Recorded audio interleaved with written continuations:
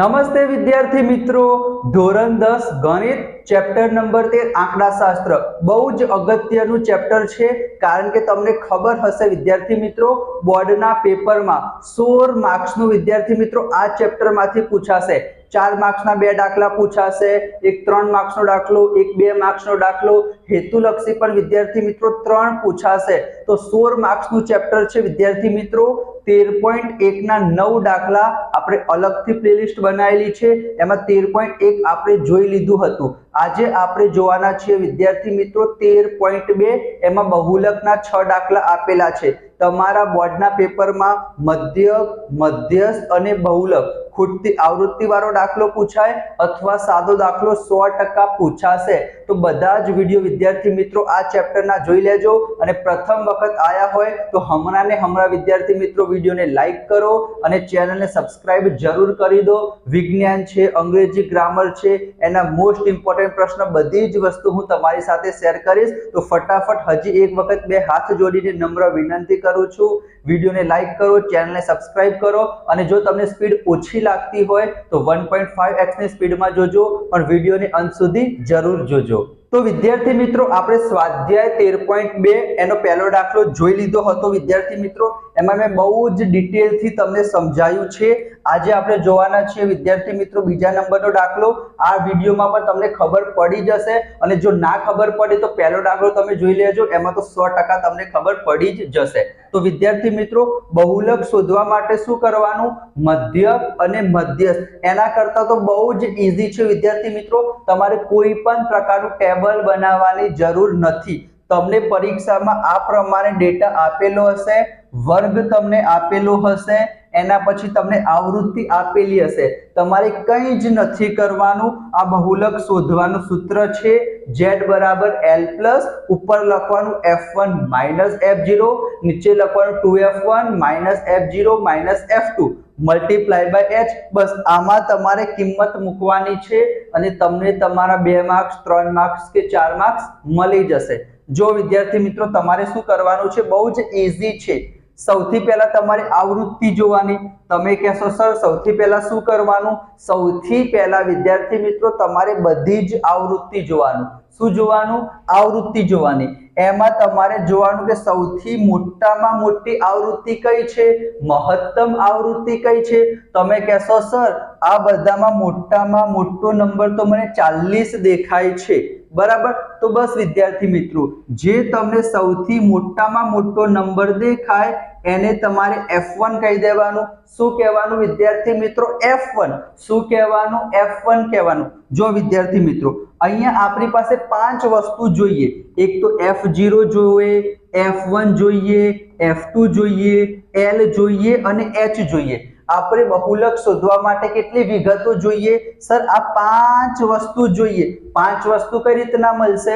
સૌથી પહેલા તમારે આવૃત્તિ જોવાની, એમાં મોટામાં મોટી આવૃત્તિ જોવાની. તો સર આમાં મોટામાં મોટો નંબર તો મને 40 દેખાય છે, તો એને શું નામ આપી દેવાનું? f1 નામ આપી દેવાનું. તમે કહેશો સર f1 અમને મળી ગયું.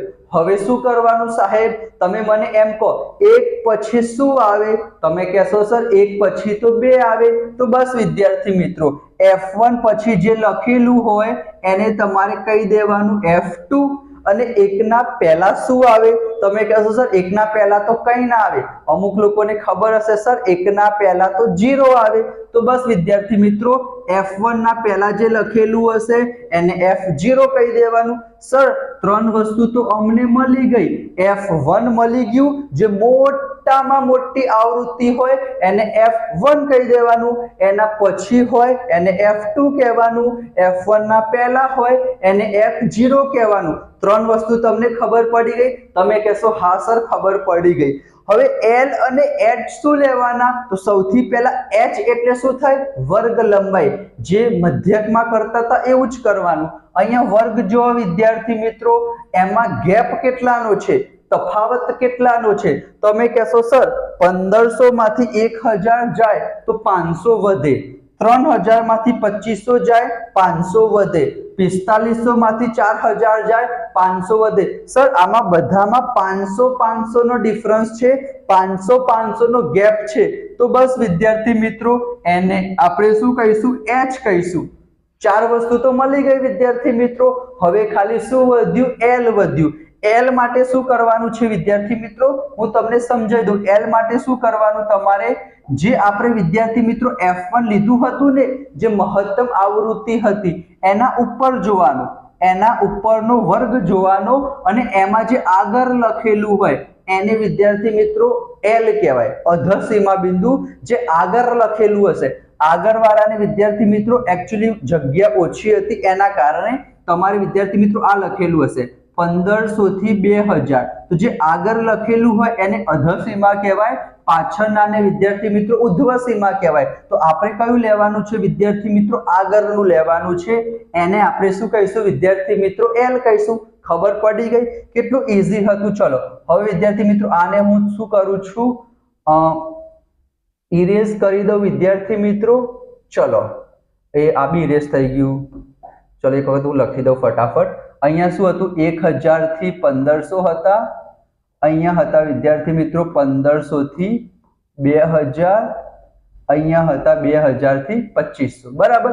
અહીંયા વિદ્યાર્થી મિત્રો અહીંયા લખેલું છે, એક વખત હું લખી દઉં તમને સમજાવવા માટે. મહત્તમ આવૃત્તિ કેટલી હતી વિદ્યાર્થી મિત્રો? 40 હતી. તો એના જે ઉપરનો વર્ગ હશે એને વિદ્યાર્થી મિત્રો આપણે શું કહીશું? બહુલક વર્ગ કહીશું. બરાબર. આ તમે ઇન્ફોર્મેશન લખો તો તમને સારું દેખાય. સૌથી પહેલા મહત્તમ આવૃત્તિ ચેક કરવાની, એના ઉપરના વર્ગને આપણે શું કહીશું? બહુલક વર્ગ કહીશું. એના પછી અહીંયા જો બહુલક વર્ગની આવૃત્તિ કે જે આપણી મેક્સિમમ આવૃત્તિ છે, મહત્તમ આવૃત્તિ છે, એને આપણે શું નામ આપીશું વિદ્યાર્થી મિત્રો? f1 નામ આપીશું. એને આપણે લખી દઈશું 40. f1 ના આગળના વર્ગની આવૃત્તિને આપણે શું કહીશું વિદ્યાર્થી મિત્રો? f0 કહીશું. કેટલા આપેલા છે? 24 આપેલા છે. એના પછી f1 ના પછીનો જે વર્ગ હશે એની આવૃત્તિને શું કહીશું વિદ્યાર્થી મિત્રો? આપણે f2 કહીશું. કેટલા આપેલા છે? 33 આપેલા છે. બહુલક વર્ગની જે અધર સીમા બિંદુ હતી એને આપણે શું કહીશું? l કહીશું. કેટલા આપેલા છે? 1500 આપેલા છે. અને વર્ગ લંબાઈ કેટલી છે વિદ્યાર્થી મિત્રો? h આપણે કેટલા કહી દઈશું? 500 કહી દઈશું. આ તમારે વિદ્યાર્થી મિત્રો લખવાની જરૂર નથી. તમે ખાલી એટલું લખી દેશો f0 બરાબર, f1 બરાબર, f2 બરાબર, તો પણ વિદ્યાર્થી મિત્રો ચાલશે. હવે તમારે શું કરવાનું છે? આ બધી જ કિંમત અહીંયા મૂકી દઈશું તો આપણને શું મળશે? જવાબ મળશે. ચલો એક વખત આપણે ફટાફટ ચેક કરી લઈએ. બરાબરના નીચે તમારે શું કરવાનું? બરાબર કરવાનું. l કેટલા આપેલા છે વિદ્યાર્થી મિત્રો? 1500. તો l ની જગ્યાએ આપણે લખી દઈએ વિદ્યાર્થી મિત્રો 1500. એના પછી f1 કેટલા છે? તમે કહેશો સર f1 આપેલા છે 40 એટલે કે 40. f0 કેટલા આપેલા છે? 24. તો આપણે લખી દઈએ 24. એના પછી 2f1 એટલે કે f1 ના ડબલ કરવાના. તો 40 નું કેટલા થશે? 80 થશે. f0 કેટલા આપેલા છે? 24 આપેલા છે. f2 કેટલા આપેલા છે વિદ્યાર્થી મિત્રો? 33 આપેલા છે. અને h કેટલા છે વિદ્યાર્થી મિત્રો? 500 એટલે શું થશે? 500. હવે શું કરવાનું છે? 1500 વિદ્યાર્થી મિત્રો એમના એમ લખી દેવાના. અહીંયા કોઈ દિવસ કટ ના કરતા વિદ્યાર્થી મિત્રો. 40 માંથી 24 જશે તો કેટલા આવશે? તમે કહેશો સર 40 માંથી 24 જશે તો 16 આવશે. એના પછી 24 ને 33 કેટલા થશે? 57. અને 80 માંથી 57 જશે તો વિદ્યાર્થી મિત્રો 23 આવશે. બરાબર. તમે નોર્મલી બાદબાકી કરશો તો પણ તમને આવડી જશે. અને આ 500 વિદ્યાર્થી મિત્રો એમના એમ, આ 1500 વિદ્યાર્થી મિત્રો એમના એમ, પ્લસ અહીંયા કટ નથી થતું તો નહીં કરવાનું. 16 પંચા કેટલા થશે? 80. આ પાછળના 2 0 એમને એમ લગાવી દેવાના અને નીચે 23 એમના એમ. એના પછી 1500 પ્લસ 8000 ભાગ્યા 23 તમે વિદ્યાર્થી મિત્રો ભાગાકાર કરશો તો જવાબ કેટલો આવશે વિદ્યાર્થી મિત્રો? એક વખત ચેક કરી લઉં. જવાબ આવશે વિદ્યાર્થી મિત્રો 347.826. આનો જવાબ કેટલો આવશે? 347.826. અને 1500 માં આ એડ કરી દઈએ તો 1847.82 ની જગ્યાએ 83 લખો. અહીંયા 5 કરતા વધારે હોય તો તમે એક નંબર એડ પણ કરી શકો. આ નોર્મલી ભાગાકાર કરવાનું છે. અહીંયા તમે ક્રોસ મલ્ટિપ્લિકેશન કરીને ફ્રેક્શનમાં તમે આન્સર લખશો, અપૂર્ણાંકમાં લખશો તો પણ વિદ્યાર્થી મિત્રો ચાલશે.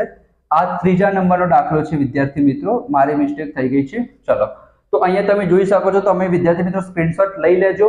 બરાબર. એના સિવાય બીજા બધા વિડીયો પણ ટૂંક સમયમાં આવી જશે. આજે તો તમારી ચેનલ છે, વિડીયોને લાઈક કરજો, ચેનલને સબસ્ક્રાઇબ કરજો, દોસ્તો સાથે શેર કરજો. મળીશું નેક્સ્ટ વિડીયોમાં. ત્યાં સુધી જય Shri Krishna, Radhe Krishna. Thank you so much.